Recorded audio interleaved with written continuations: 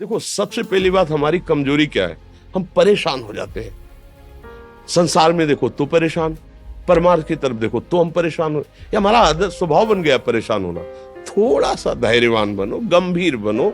कोई भारी से भारी विपत्ति में परेशानी स्वीकार करके विपत्ति से थोड़ी निकला जाता। सुलझो, ठीक है, ये विपत्ति आई, समस्या आई, इसका समाधान होगा। ऐसा थोड़ी कि हमें नष्ट कर देगी। अगर अभी हमारी बड़ी हानि हो जाती है, हम कल इससे बड़ा लाभ प्राप्त कर सकते हैं। हमको एकदम बिल्कुल गंभीर रहना है, इतने कमजोर नहीं बन जाना। अब वो गए तो क्या होगा, अब वो वस्तु गई तो क्या, पद गया तो क्या होगा। प्रयास किया था, ये पद मिला था, इससे बड़ा पद प्राप्त करूंगा, मैं इससे बड़ा महान बनूंगा। ठीक है, एक बार गिर गया, गलती हो गई, दंड भोगूंगा, फिर इससे ज्यादा संयम में रहूंगा। बिल्कुल मतलब एकदम फ्रेश दिमाग रखना चाहिए। पर अपने लोग क्या है, जरा सी बात में एकदम पछड़ा कर लेते हैं, एकदम कमजोर हो जाते हैं। ये बिल्कुल ठीक नहीं है। हम जीवन भर की यात्रा की बात कह रहे हैं, भारी से भारी कष्ट में भी मुस्कुराना, तो हमें बल मिला है, हमें भगवान की कृपा का दर्शन हुआ है, हमें उनका दुलार दिखाई दिया है। अगर ऐसे तो भाग जाते हैं, फिर परमार्थ में थोड़ी चलना होता है। आज जो आप सुन करके लाभ लेने की चेष्टा कर रहे हो ना, ये केवल प्रवचन नहीं है, ये जीवन है। अगर ये जिए ना होते ना तो ये इसका प्रभाव नहीं पड़ता, फिर वाणी का प्रभाव नहीं पड़ता। हम इसीलिए कहते हैं, जैसे आप लोग एकदम परेशान हो जाते हैं, तो बोलो क्या हमसे ज्यादा परेशानी होगी। दोनों किडनी खराब, दवाई लाने के लिए पैसे नहीं, पानी रखा है हम उठ के पी नहीं सकते, भीषण शरीर में कष्ट, भीषण बुखार, क्योंकि किडनी फेल, जरा में बुखार, खाने को क्या, रोटी मांग के लाओ। अगर वहां सब्जी मिलती है तो लाल मिर्च ऐसी पड़ के मिलती थी कि वो पा नहीं सकते थे। आप सोचो, पानी लाना है तो मुझे लाना है, पीना है तो मुझे पीना है। अगर मैं हारता तो कहां पहुंच जाता, क्या स्थिति होती। नहीं, मरना है, पर कदम पीछे। कोई दिन ऐसा नहीं जिस दिन सेवा ना की हो, जिस दिन सेवा ना गए हो। गुरु जी की सेवा में जाना है, पहले अपने को स्वस्थ साबित करना है, नहीं वो सेवा नहीं लेंगे। तुम बीमार हो, तुम कष्ट में हो सर, उनकी दृष्टि बड़ी शांत है। सेवा की, आके लेट गए, फिर हिम्मत की, अपनी श्री जी की सेवा की। मधुकरी नहीं गए, 3-3, 4-4 दिन भोजन नहीं गए, पर सेवा नहीं छोड़ा, दिनचर्या नहीं छोड़ी। और उसका प्रधान कारण संयम, ब्रह्मचर्य, भगवत आश्रय, नाम जप, कभी हारने नहीं दिया। अभी भी थोड़ी देर बाद डायलिसिस शुरू हुआ, हारने, आपको हारे हुए नजर आ रहे हैं। शरीर में पीड़ा है, किडनी फेल है, ऐसा थोड़ा हम स्वस्थ बैठे हैं, पीड़ा है, बार बार प्यास लगती है, थोड़ा थोड़ा पानी मिलता है, लेकिन हम आनंदित हैं, हम प्रसन्न हैं। हम लड़ाई में हारे नहीं हैं, ना हारेंगे, हम जीत चुके हैं। हम अपने मालिक के भरोसे में अपना सब बात, तो वो ये हम अपनी बड़ाई नहीं बता रहे, हम आपको बता रहे समस्या। सोचो, तुम्हारे पास तो माँ है, भाई है, बहन है, परिवार है, कोई ना कोई तो है ना। मेरा किसी ने कभी जीवन में ध्यान भी नहीं दिया। क्यों?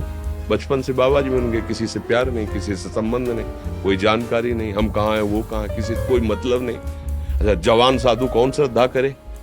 कभी गांव जाने की हिम्मत नहीं पड़ती कि रोटी मांग ले, पता नहीं लोग क्या सोचेंगे, क्या भावना कर ले। हम दरवाजे पे खड़े हैं, क्या कैसी भाव, तो जो हमारे सामने आकाश वृत्ति से आया यौवन अवस्था में, वही पाया, अन्यथा भूखे रह गए। जब हम हर समय अपने को विवेक के द्वारा सावधान रखे, तो हम कभी निराश नहीं हुए, कभी उदास नहीं हुए, कभी ऐसा नहीं लगा कि यार हम दुखी, कभी नहीं लगा। उसी का फल है कि उस सुख का संकेत मिल गया जहां दुख की निशानी भी नहीं है। वही उसी के बच्चे हो, हम सब उसी धातु से बने हुए हैं। हम इतना क्यों परेशान हो जाते हैं? हम ये देखते हैं, अपने लोग थोड़ी बात बिगड़ गई परेशान, नहीं बिगड़ी तो बिगड़ जाने की संभावना में परेशान है। आज सुख है, लेकिन कल सुख छिन जाएगा तो हम आज के सुख में सुखी ना होकर कल के दुख की आने की संभावना में हम भयभीत हो। मतलब क्या हमारी सोच रह गई? हमको इतना बलवान बनना है कि सुख और दुख दोनों हमको छू न सके। भारी से भारी सुख की व्यवस्था है तो अहंकार नहीं, हर्षित होकर किसी का अपमान न करे कि हम धनी, हम पदाधिकारी, अमुक। भारी से भारी दुख आया तो हमें किसी के सहयोग की जरूरत नहीं, हम फिर अपने कदम बढ़ाएंगे, हम फिर जुड़ी हुई अपनी भावनाओं को सजाएंगे। मस्त जीवन एकदम। तुम अविनाशी के बच्चे हो। शेर का बच्चा भेड़ों के बीच में फंसकर म्यों म्यों बोल रहा है, बस अगर दहाड़ना सीख जाए तो कोई भी उसे परास्त नहीं कर सकता। ऐसे भगवद अंश तू प्रपंच में फंसकर अपने को इतना दीन क्यों देख रहा है? तू ऐसा है कि भगवान के दिव्यास्त्र में भी ताकत नहीं तेरे को मार सके। तू अविनाशी का अविनाशी बच्चा है, विनाशी भोगों को, विनाशी शरीर को मैं मान के इतना भयभीत, इतना दुख, ठीक नहीं। ये सबके लिए, केवल एक के लिए नहीं। आप समझो, आप लोग सोचते हैं हम गृहस्थ होकर भला ऐसी स्थिति कैसे। जनक जी सुखदेव जी के गुरु हैं और राजा हैं, महल है, रानियां हैं, नौकर है, चाकर।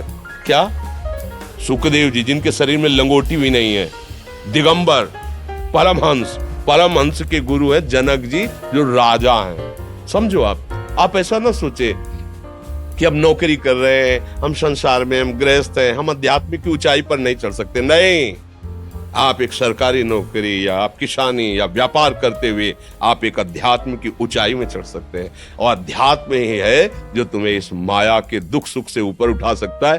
दूसरा, चाहे जितनी संपत्ति आ जाए, आप सुखी नहीं हो सकते। सब देख लो, आंख खोल के देख लो, अध्यात्म ही है जो तुम्हें हर कष्ट सहकर मुस्कुराकर जीने का रास्ता बता देगा कि आप आनंदित हो जाओगे। कुछ नहीं बिगड़ा, अध्यात्म है तो कुछ नहीं बिगड़ा, अध्यात्म नहीं है तो कुछ नहीं बना, कुछ हाथ नहीं लगने वाला।